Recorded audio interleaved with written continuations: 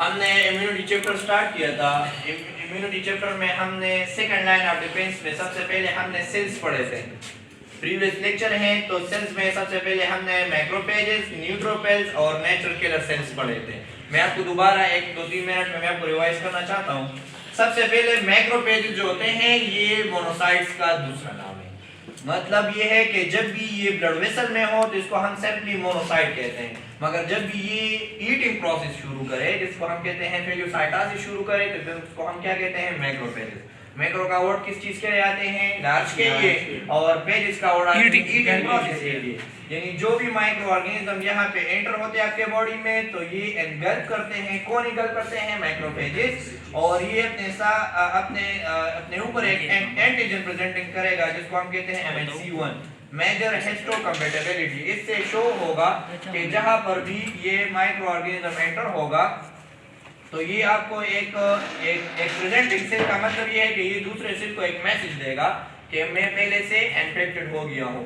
ये बात याद रखें कि ये जो मोनोसाइट्स हैं या मैक्रोफेजेस हैं ये खुद किलिंग नहीं कर सकता, इसमें इस तरह कोई एंजाइम वगैरह नहीं है। मगर हाँ, एक टाइप ऑफ केमिकल है जिसको हम कहते हैं इंटरल्यूकिन 1। ये क्या फंक्शन देगा? ये ब्रेन को मैसेज करेगा, जिस तरह हम टेम्परेचर रिस्पांस में पढ़ेंगे कि टेम्परेचर रिस्पांस में क्या शो करेगा? मैसेज देगा ब्रेन को, हाइपोथैलेमस पार्ट को, कि टेम्परेचर राइज करे। फिर क्या होगा? दूसरा टाइप जिसको हम कहते हैं न्यूट्रोफिल्स। न्यूट्रोफिल के बारे में एक एमसीक्यूज याद रखें कि ये मोस्ट एविडेंट में होते हैं WBC के टाइप में, सबसे ज्यादा होते हैं तकरीबन 70-75%। फिर इसके जो लाइफ स्पैन है सबसे कम है। ये भी फेगोसाइटोसिस करेगा, मगर इसके फेगोसाइटोसिस में एक फर्क क्या होगा कि जब भी ये फेगोसाइटोसिस प्रोसेस करेगा तो ये खुद भी मरेगा, डाई हो जाएगा। फिर इसके बाद इसमें एंजाइम है, लाइसोजाइम है, और ये पस फॉर्मेशन भी करेगा। पस फॉर्मेशन क्या? Dead bacteria plus dead WBC जितने भी हैं ये एक लिक्विड सा मटेरियल बनाएगा जिसको हम क्या कहते हैं? पस कहते हैं। फिर हमने क्या पढ़ा? नेचुरल किलर सेल पढ़ा। नेचुरल किलर सेल का मतलब ये है कि हमारे बॉडी का वो सेल जो इन्फेक्टेड सेल, जो पहले से हमारे बॉडी में वो सेल जो पहले से इन्फेक्टेड है उन सेल को मारेगा। किस चीज से? यहाँ पे सबसे पहले ये अपने सरफेस पे होल्स बनाएगा। किस प्रोटीन से? परफोरिन प्रोटीन से। फिर इस होल से ये ग्रेन एंजाइम जिस तरह ये प्रोटीएज फंक्शन शो करते हैं लाइसिस का, वो उस लाइसिस को इन होल के जरिए माइक्रो ऑर्गेनिज्म पे टेक करेगा और फिर इसको ये किल करेगा। मगर ये जब भी किल होगा तो इसके साथ ये भी न्यूट्रोफिल्स भी खत्म होंगे। फिर हम सेकंड लाइन ऑफ डिफेंस में नेक्स्ट जो टॉपिक है वो कंप्लीमेंट प्रोटीन्स हैं। कंप्लीमेंट वो प्रोटीन है जो आपके बॉडी में एक सेट फॉर्म में है, नेटवर्क फॉर्म में है। तकरीबन 20 to 30 types of complement proteins हैं। सबसे पहले क्या होता है कि यहाँ पे ये लीवर में बनता है कंप्लीमेंट प्रोटीन, जिगर में, और फिर जब ये बनेगा तो फिर ये प्रोटीन्स कहाँ पे आएगा? ब्लड वेसल्स में, और ब्लड वेसल में ये इनएक्टिव फॉर्म में होगा। जब भी कोई पैथोजन हमारे बॉडी में एक्टिव होंगे तो ये भी अपने आप को एक्टिव करना शुरू करेगा और ये जो पैथोजन होगा इनको किल करेगा। मैकेनिज्म सबसे पहले क्या है कि ये भी होल्स बनाएगा अपने मेम्ब्रेन, सेल के मेम्ब्रेन में, और जिसमें वाटर एंटर होगा। वाटर से इसका जो साइज है वो इंक्रीज होगा और ब्रस्टिंग प्रोसेस होगा। जब भी ब्रस्टिंग होगा तो यहाँ पे लाइसिस, जो भी बैक्टीरिया इन्फेक्टेड सेल में मौजूद होंगे तो ब्रस्टिंग से वो लाइसिस करेंगे, ब्रेकिंग डाउन होंगे, खत्म होंगे।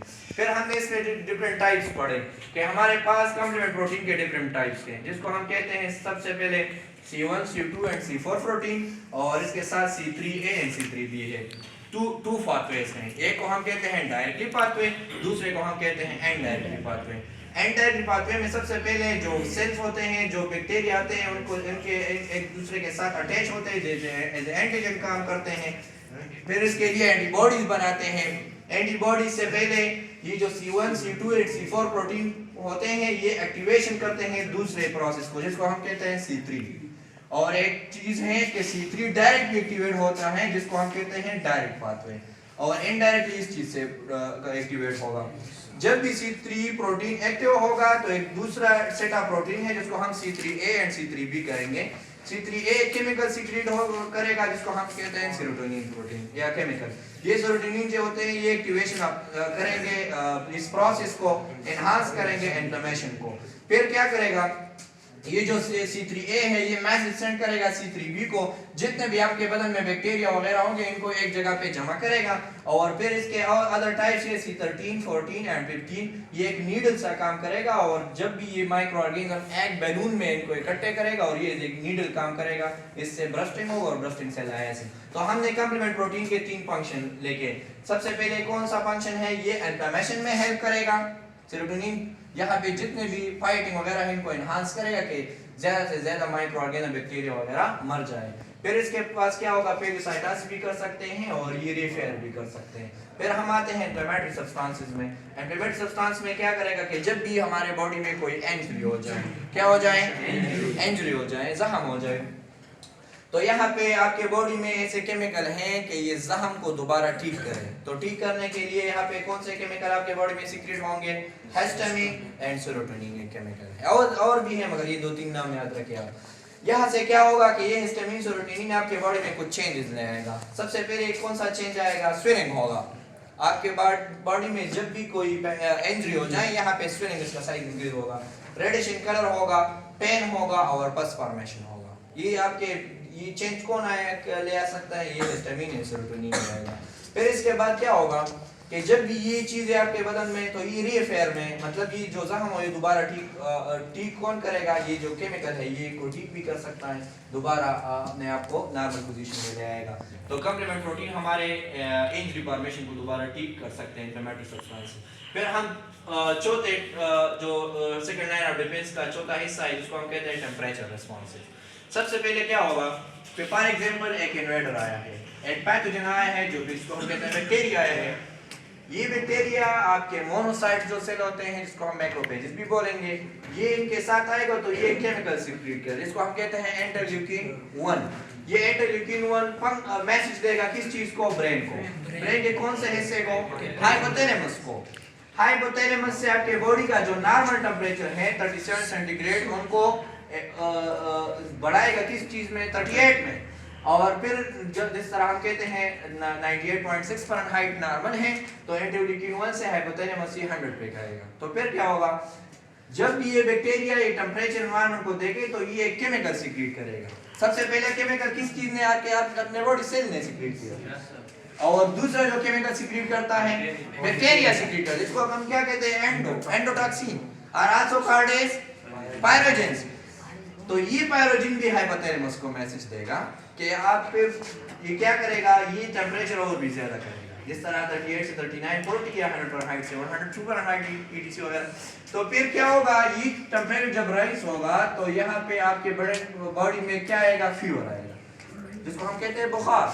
और ये बुखार को आप साइंटिफिक नेम क्या, पायरेक्सिया कहते हैं। तो इसके क्या बेनिफिट होते हैं हमारे बॉडी में, बेनिफिट क्या है कि जब भी आपके बॉडी में टेंपरेचर इंक्रीज होगा तो WBC नंबर इंक्रीज होगा। क्या इंक्रीज होगा, WBC नंबर के साथ साथ एनवायरनमेंट वार्म होगा। किस चीज के लिए, जो भी बैक्टीरिया नए आएंगे तो वो ग्रो नहीं कर सकते हमारे बॉडी में, क्यों, टेंपरेचर आपके बॉडी का ज्यादा होगा। जो वायरस है वो भी अपना रेप्लिकेशन वगैरह स्टॉप करेगा। इसके साथ साथ यहाँ पे मैंने आपको एक जबरदस्त कंसेप्ट समझाए हैं कि जब भी बैक्टीरिया की सलाहियत है कि ये अपने लिए केमिकल से खुराक बना सकते हैं। किस चीज से, केमिकल से। जिस तरह हम कहते हैं ये केमिकल किस तरह खुराक बनाएगा कि हमारे बॉडी में ब्लड वेसल्स में ब्लड है जिसमें RBC है, क्या है, RBC। और RBC में ये कंटेनिंग प्रोटीन है हेमोग्लोबिन, और हेमोग्लोबिन में सेंट्रल एटम क्या है, आयरन है।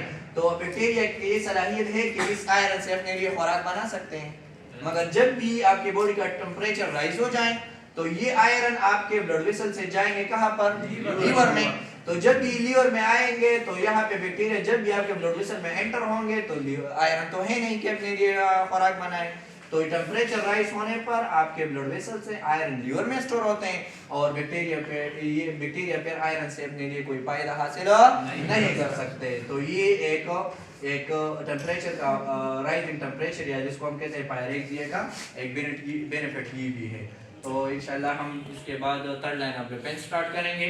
एक टॉपिक रह गया इस इन्फ्लेमेटरी इंटरफेरॉन एक टॉपिक है जो सिर्फ वायरस के लिए होते हैं और वायरस का जो रिप्लिकेशन है उनको इंटरफेयर यानी उनको स्टॉप कर देते हैं। तो मालेना इल्लल बला, इंशाल्लाह वो बाद में